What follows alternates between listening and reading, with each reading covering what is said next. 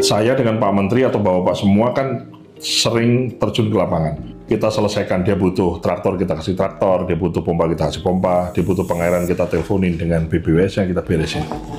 Tapi kan Esa hilang, dua terbilang Pak. Jadi kita selesaikan satu persoalan, tapi tidak bisa menyelesaikan banyak persoalan. Sehingga Pak Menteri kami mengusulkan untuk semacam sistem komunikasi gitu. Kita ini kan komunikasi dengan bawah ini kan terputus Pak. Masa terputus tuh kita lewat dinas lah, dinas lewat penyuluh lah.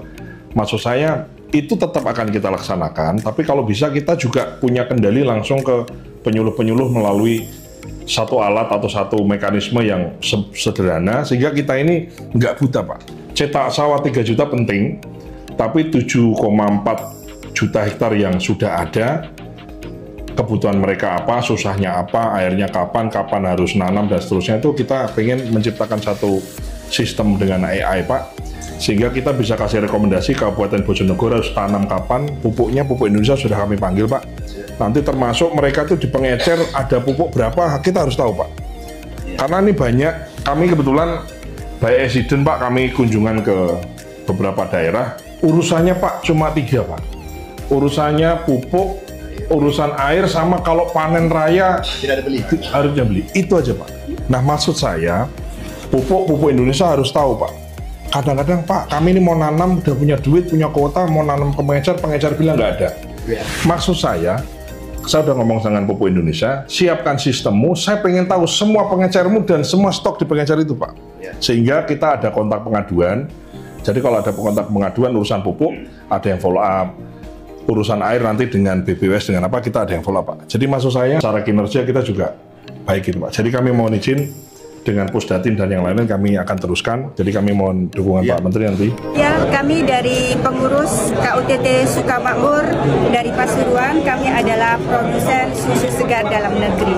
Hari ini buat kami adalah penyelamatan, bukan hanya forum. Karenanya dalam kesempatan yang sangat baik ini saya haturkan terima kasih kepada Bapak Presiden Prabowo, karena kami dari peternak sapi perah rakyat merasa dapat Bapak kembali, punya Bapak kembali, utamanya tidak hanya Bapak Presiden, juga didampingi oleh Bapak Menteri Pertanian, Bapak Andi Amran. Ini merupakan suatu hal yang istimewa buat peternakan rakyat, dan kami harap kami mendapat perlindungan, karena selama ini kejadian membuang susu bukan kali ini saja, tapi hampir tiap tahun kita mengalami, dan semua laba-laba yang kita hasilkan digerogoti setiap kali kami harus membuang produksi kami. Itu yang membuat kemudian peternakan rakyat tidak berkembang, karena kita tidak punya cukup dana untuk disimpan untuk sebagai cadangan investasi.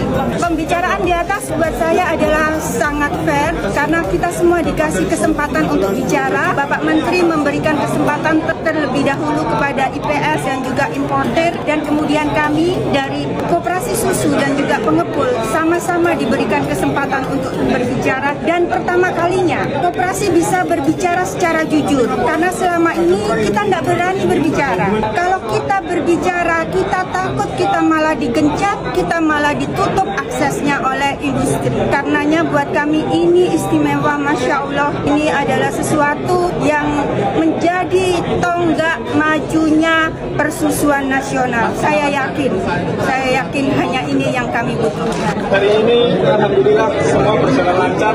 Kita semua masyarakat saya sebagai masyarakat sapi perah di desa-desa terharu, karena hari ini kami merasa memiliki bapak baru yang pedagang sapi